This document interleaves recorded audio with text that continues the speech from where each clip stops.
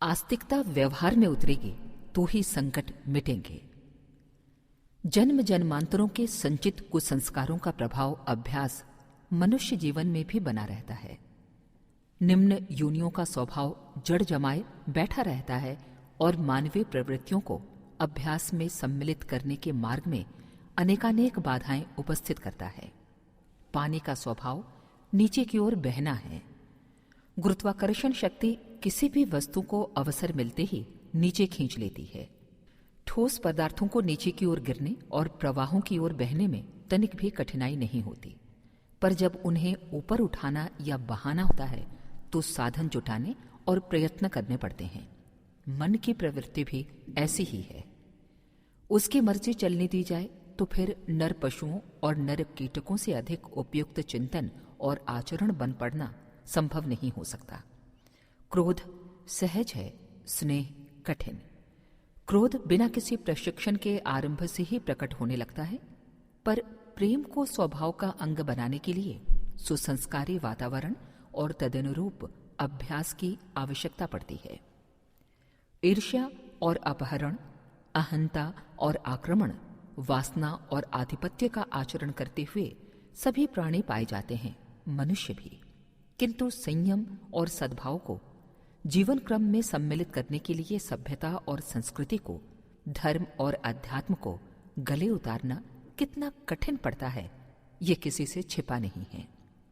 यौनाचार की पूर्ति हर प्राणी बिना किसी प्रशिक्षण के संचित अभ्यास के आधार पर स्वयमेव करने लगता है, किंतु ब्रह्मचर्य पालन के तत्वज्ञान को हृदयंगम करने से लेकर तप साधन करने तक के उपाय अभ्यास अपनाने होते हैं। वस्तुस्थिति देखते हुए इस निष्कर्ष पर पहुंचने में किसी को कोई कठिनाई नहीं होनी चाहिए कि पतन सरल और उत्थान कठिन है। इस कठिनाई को पार करना ही परम पुरुषार्थ कहलाता है। अनेकानेक साधना विधानों का आविर्भाव इसी दृष्टि से हुआ है। उत्कृष्टता की धुरे आस्तिकता है। यूं विकृतियों के घुस पड़ने से मध्यकाल के अंधकार युग में इस क्षेत्र की दुर्गति भी कम नहीं हुई है। इतने पर भी तथ्य और सत्य अपने स्थान पर अडिग हैं। आस्तिकता को आस्था में सम्मिलित किए बिना आत्मिक प्रगति का आधार बनता नहीं है। दार्शनिक पर्यवेक्षण करने पर आदर्शवादिता और आस्तिकता एक ही तथ्य के दो पक्ष हैं। उच्च स्तरीय आदर्शों का समुच्चय ही ईश्वर का वो स्वरूप है जिसकी उपासना की जाती है। पर ब्रह्म तो नियामक सत्ता भी है। सृष्टि प्रवाह को सुव्यवस्थित रीति से चलाने के अतिरिक्त मानवीय चेतना को वो उच्च स्तरीय चिंतन और चरित्र अपनाने के लिए बाधित करती है। इसी को अंत प्रेरणा या ईश्वर की वाणी कहते हैं। कर्म फल के दंड पुरस्कार की विधि व्यवस्था पर ब्रह्म के द्वारा संचालित होती है, किंतु मानवीय गरिमा विशुद्ध रूप से आस्तिकता के तत्वज्ञान से जुड़ी हुई है। आस्तिकता के अनेक स्वरूप हैं। उनमें से एक ईश्वर उपासना का अवलंबन लेकर चेतना के दिव्य परतों को सुविकसित और सशक्त बनाना भी है। आस्तिकता एक आस्था दर्शन है और उपासना उसे परिपक्व करने का प्रयोग अभ्यास। दोनों का परस्पर अनन्योयाश्रय संबंध है। दर्शन एक कल्पना है, उसका परिणाम तभी निकलता है जब वो अभ्यास में उतरे। आस्तिकता में मात्र ईश्वर का अस्तित्व स्वीकार कर लेने और उपासना में मनुहार द्वारा उसकी कृपा प्राप्त कर लेने जितना छोटा उद्देश्य सन्निहित नहीं है, वरन तथ्य ये है कि ईश्वर को उत्कृष्टता एवं आदर्शवादिता का समुच्चय मानना होता है और उसे चिंतन एवं चरित्र का अविच्छिन्न अंग बनाकर तादात्म्य स्थापित करना ही होता है। भक्ति का अर्थ है प्यार भरी सेवा। संक्षेप में इसे आत्मीयता एवं उदारता का समन्वय कह सकते हैं। ईश्वर भक्ति का अर्थ होता है आदर्शों के प्रति असीम प्यार। असीम का तात्पर्य है इतना प्रबल कि उसे क्रियान्वित किए बिना रहा न जा सके। ईश्वर भक्ति को समर्पण योग भी कहते हैं। शरणागति, लय आदि कई नामों से इस स्थिति का उल्लेख किया जाता है। आत्मा की उत्कृष्टतम स्थिति को ही परमात्मा कहते हैं। पुरुष से पुरुषोत्तम, नर से नारायण बनने का एकांत अभ्यास ही उपासना है। इसमें ईश्वर को व्यक्ति बनाने का नहीं, व्यक्ति को ईश्वर अति मानव बनाने और अति मानस को प्रखर करने का प्रयोग है।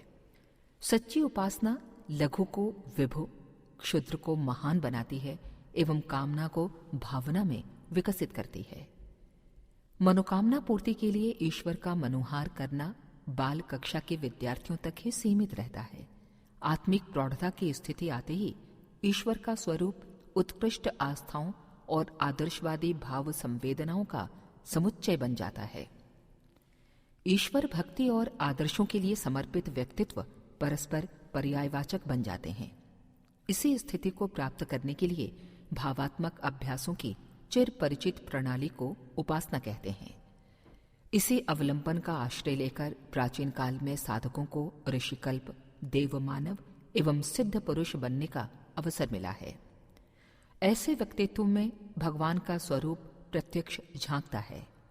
अतएव भक्त और भगवान की एकता का प्रतिपादन शास्त्रकार सदा से करते रहे हैं। युग परिवर्तन का श्री गणेश आस्था क्षेत्र में उत्कृष्टता की प्रतिष्ठापना के साथ होना है। व्यक्तित्व प्रस्तुत आस्था समुच्चय का ही दूसरा नाम है। उसी स्तर के अनुरूप आकांक्षाएं उभरती हैं। आकांक्षाएं विचारणा को दिशा देती है। विचारणा के दबाव से शरीर की गतिविधियां चलती हैं। गतिविधियों के अनुरूप परिस्थितियां बनती हैं। ये भले बुरी परिस्थितियां स्वर्ग, नरक, उत्थान, पतन, विनाश आदि नामों से निरूपित होती रहती हैं। पतन को उत्थान में बदलना हो, नरक को स्वर्ग बनाना हो तो तदनुरूप परिस्थितियां बननी चाहिए। परिस्थितियां, गतिविधियां शरीर की कार्य पद्धति को कहते हैं। शरीर पर मन का परिपूर्ण नियंत्रण है। मन क्षेत्र का सूत्र संचालन इच्छाएं करती हैं। इच्छाएं अंतराल के आस्थापरक स्तर के अनुरूप उठती हैं। यही तत्व दर्शन का खुला रहस्य है। जो इसे जानते हैं वे पत्ते धोने की अपेक्षा जड़ को सींचते हैं। फुंसियों पर दवा लगाने की अपेक्षा रक्त शोधन पर अधिक ध्यान देते हैं। मच्छर मारते फिरने का श्रम करने की अपेक्षा गंदी नाली साफ कर डालने की आवश्यकता अनुभव करते हैं। सामयिक परिस्थितियों पर दृष्टिपात करने से उनमें भरी हुई विकृतियों और विभीषिकाओं के अनेकानेक रूप दिखाई पड़ते हैं। वे एक दूसरे से भिन्न भी दिखाई पड़ते हैं। उनके समाधान भी स्थिति के स्वरूप को देखते हुए भिन्न भिन्न प्रकार से सोचे जाते हैं। प्रत्यक्षवाद के आधार पर समाधान इसी प्रकार संभव दिखाई पड़ता है। शारीरिक दुर्बलता का निवारण पौष्टिक आहार और रुग्णता का निवारण चिकित्सा उपचार से ही संभव प्रतीत होता है। किंतु परोक्ष तक पहुंचने वालों को इस निष्कर्ष पर पहुंचना पड़ता है कि ये सारा बखेड़ा असंयम की दुष्प्रवृत्ति ने उत्पन्न किया है।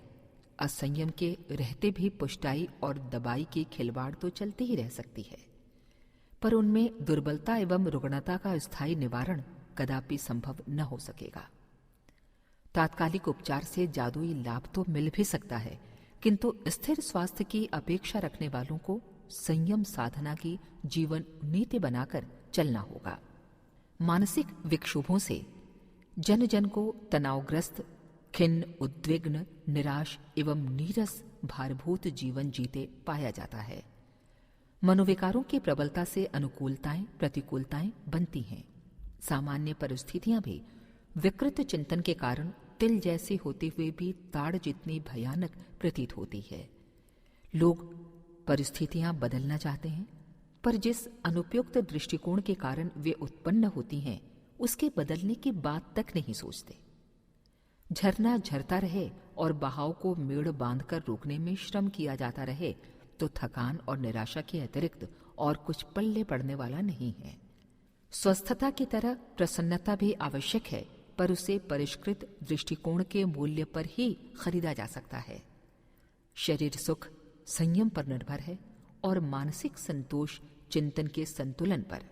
ये तथ्य भले ही आज न सही 1000 वर्ष बाद समझा जाए, किंतु समाधान सही निष्कर्ष पर पहुंचने और सही उपाय अपनाने पर ही संभव हो सकेगा।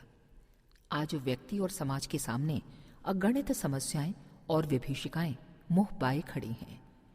उनका निराकरण बुद्धिमानों द्वारा प्रत्यक्ष उपचारों, सामयिक उपायों के आधार पर सोचा जाता है। मस्तिष्क की दौड़ इतनी ही है। विग्रहों को साम, दाम, दंड भेद जैसे कूटनीतिक उपायों से हल करने का बर्ताव ही उसने देखा समझा है, सो उन्हें क्रियान्वित करने में भी कोई कसर नहीं रखी जाती। आर्थिक सुधार के लिए गरीबी हटाओ अभियान के अंतर्गत गृह उद्योगों से लेकर विशालकाय कारखाने लगाने तक का प्रावधान पंचवर्षीय योजना में है। निजी क्षेत्र भी इस संदर्भ में कुछ उठा नहीं रख रहा है, पर कठोर श्रम और मितव्ययिता की तपश्चर्या का सिद्धांत जनजीवन में उतर न पाने के कारण बढ़ा हुआ उपार्जन दुर्व्यसनों की बढ़ोतरी तक को पूरा नहीं कर पाता और दरिद्रता जहां की तहां बनी रहती है। इस कुचक्र में से निकल सकना अर्थोपार्जन और व्यय व्यवस्था में आदर्शवादी सिद्धांतों का समावेश किए बिना संभव हो ही नहीं सकता। परिवारों की स्थिति का यदि सही मूल्यांकन किया जाए तो स्थिति सराय से अधिक उपयुक्त न मिलेगी। भेड़ें बाड़ों में भी रहती हैं और कैदी जेलों में। सद्भाव और सहकार के अभाव में होटलों में की जाने वाली चटक मटक भी कितनी कृत्रिम, कितनी नीरस, कितनी कुरूप, कर्कश लगती है, उसे सभी जानते हैं। आर्थिक अभाव रहते हुए भी परिवारों में स्नेह सौजन्य के सहारे स्वर्गीय आनंद का रसास्वादन किया जा सकता है। इसके लिए साधनों की जितनी आवश्यकता है उससे कहीं अधिक सुसंस्कारिता की। ये उपलब्धि बाह्य व्यवस्थाओं के सहारे नहीं, आंतरिक सदाशयता के सहारे ही संभव हो सकती है। समाज में अनेकानेक मूढ़ मान्यताओं, कुरीतियों, अवांछनीयताओं की भरमार है। अपराध बेहिसाब बढ़ रहे हैं। प्रामाणिकता दिनों दिन घट रही है। सज्जनता का प्रतिपादन तो है पर प्रचलन नहीं। सहकारिता का समर्थन जोरों से होता है और आर्थिक क्षेत्र में उसका लंगड़ा लूला कलेवर भी बना है, किंतु पारस्परिक व्यवहार में सहकारिता एवं उदारता को खोज निकालना अति कठिन है। कलह और विग्रहों के असंख्य क्षेत्र हैं। सबके अपने अपने कारण हैं। भाषा, प्रांत, धर्म, वर्ग, वर्ण आदि के निहित स्वार्थों को लेकर परस्पर टकराव की इतनी अधिक घटनाएं होती हैं कि उनका निराकरण कानून और पुलिस के द्वारा अत्यंत स्वल्प मात्रा में ही निकल पाता है। अंतर्राष्ट्रीय स्तर पर चलने वाले दावपेचों, कुटिल कुचक्रों से शीत युद्धों की भरमार बढ़ती जा रही है और गर्म युद्ध के अणुओं से लड़े जाने वाले तृतीय एवं अंतिम युद्ध की संभावनाएं तेजी से समीप आ रही हैं। घटनाचक्र पर दृष्टिपात करने से महाप्रलय का दिन दूर दिखाई नहीं पड़ता। इस विग्रह से निपटने में तो कानून और पुलिस जैसे अनुबंध भी कुछ काम करते नहीं दिखते। धर्म और अध्यात्म का उपयोगी कलेवर तो प्राचीन काल से भी अधिक विस्तृत और आकर्षक बन गया है, पर उसमें प्राण का दर्शन दुर्लभ हो रहा है। कर्म कांडों के घटाटोप छाए हुए हैं, पर आस्थाओं में उत्कृष्टता भरने वाली प्रक्रिया तो एक प्रकार से विकृत ही होती चली जाती है। धर्म ने मूढ़ता और कट्टरता के कवच कुंडल पहन लिए हैं और अध्यात्म के कल्पनालोक में बिना पंखों की उड़ाने उड़ने जैसे उपक्रम चल रहे हैं। इन क्षेत्रों में धूर्तों और मूर्खों के बीच ऐसी पटरी बैठी है कि विज्ञ जनों को इस कुछ का कुछ हो जाने को देखकर किंग कर्तव्य विमूढ़ बना देने वाले असमंजस का अनुभव हो रहा है। समस्याओं की ये मोटी झांकी है। इस स्तर के अगणित कारण हैं जो व्यक्ति और समाज को सुखी समुन्नत बनाने वाले सभी प्रयत्नों को व्यर्थ करते चले जा रहे हैं। इन्हें विग्रहों के रहते आर्थिक, वैज्ञानिक, बौद्धिक उपलब्धियां कोई समाधान कारक हल खोजने में अपनी असमर्थता प्रकट कर रही हैं। इन परिस्थितियों को पीछे मुड़कर देखना होगा और वस्तुस्थिति समझने की गहराई में उतरना होगा। परिस्थितियों का उत्तरदायित्व मन स्थिति पर लदा हुआ है। मन स्थिति का भी अपना स्वतंत्र अस्तित्व नहीं, वे आस्थाओं एवं आकांक्षाओं पर निर्धारित हैं। अंतःकरण ही वो क्षेत्र है जो व्यक्तित्व के स्तर को उठाता गिराता है। मनुष्य ने स्वयं ही अपना इतिहास सृजा है। वर्तमान की परिस्थितियों के लिए भी वही पूरी तरह उत्तरदायी है। भविष्य को उज्ज्वल या अंधकारमय बना लेना पूरी तरह उसी के हाथ में है। इस तथ्य को स्वीकार करने में असमंजस उनको ही हो सकता है जो व्यक्तित्व के उद्गम स्रोत अंतःकरण की सामर्थ्य से अपरिचित हैं। मनुष्य को सर्वसमर्थ माना गया है। ये तथ्य पूर्णतया उसके आस्था क्षेत्र के आधार पर सर्वथा सत्य पाया जा सकता है। नवयुग में मनुष्य आस्था प्रधान होंगे। वे उत्कृष्टता, आदर्शवादिता और उदात्त भाव संवेदनाओं से भरे पूरे होंगे। प्रश्न एक ही है कि वर्तमान अनास्था को उदात्त भाव श्रद्धा में परिणत कैसे किया जाए। इस संदर्भ में उत्तर तो कई दिए जा सकते हैं, पर प्रामाणिक प्रतिपादन आस्तिकता की भाव श्रद्धा का उन्नयन ही है। ये कार्य उपासना के आधार पर संभव हो सकता है।